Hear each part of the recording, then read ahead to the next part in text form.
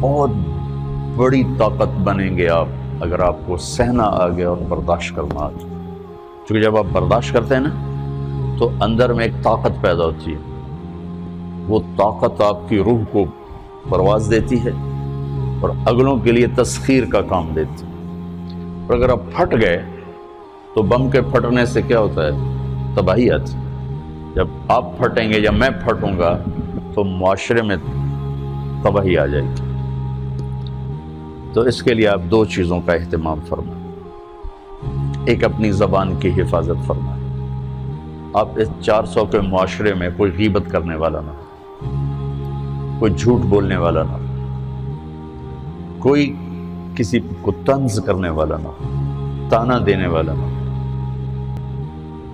ایسی بات جو کسی کے دل پہ جا کے چوٹ مارے اس سے آپ اپنی زبان کو صاف کر لیں.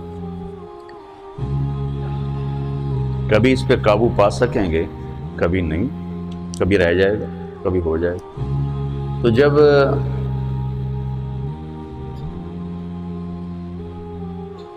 ہاتھ سے نکل جائے بات تو پھر اللہ نے ہمارے لیے توبہ کا دروازہ رکھا ہے. 2 نفل پڑھو، اللہ سے معافی مانگو، جس پر زیادتی ہو اس سے جا کے معافی مانگو. اس سے آپ کی مزاج میں ٹھہراؤ آ جائے گا. تو میں آپ سب سے یہ گزارش کرتا ہوں کہ اس معاشرے میں آپ اپنی زبان پہ قابو پانا سیکھیں. برائے میرا بہت فائدہ ہوگا. ایک زندگی گزری ہے، شام قریب ہے، تو پوری زندگی کے تجارب نچوڑ بھی اس میں شامل ہیں. اور تجارب نچوڑ کو گولی مارو اور دیوار پہ ڈال دو. میرے نبی کا فرمان اس کے لیے کافی ہے کہ آپ نے فرمایا کہ 2 چیزوں کی ضمانت دے دو، میں جنت کی ضمانت دیتا.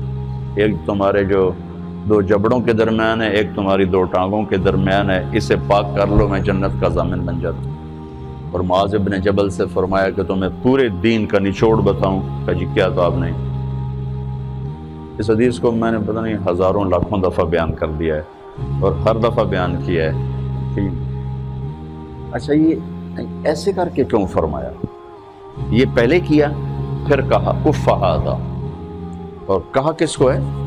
جن کے بارے میں آتا ہے کہ اس امت کے علماء کا جھنڈا قیامت کے دن معاذ بن جبل کے ہاتھ میں ہوگا.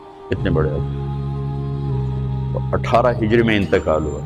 1434 ہجری میں اردن گیا تو ان کی قبر سے خوشبو آ رہی تھی. 1400 سال گزر گئے، ان کی قبر سے خوشبو کا آنا بند نہیں ہوا. اتنے بڑے آدمی کو کیسے سمجھایا؟ بچے کی طرح. معاذ اس زبان پہ قابو. تو آپ سب کو، اپنے آپ کو بھی کہتے ہیں.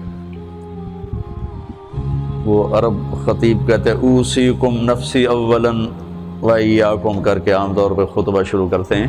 تو میں بھی اپنے ذات سے شروع کر کے آپ سے یہ عرض کرتا ہوں بچوں کہ اپنی زبان پہ قابو پانا سیکھو. یہاں اس کی مشق کر لو. یہ چھوٹا سا میدان ہے، چھوٹا ایک تالاب میں ہے. آپ تالاب، یہاں سے نکل کر آپ ایک سمندر میں کودیں گے جہاں کہ رشتوں کی فہرست ہوگی، تعلقات کی فہرست ہوگی، ناگواریوں کے خوفناک خاردار کانٹے ہوں گے.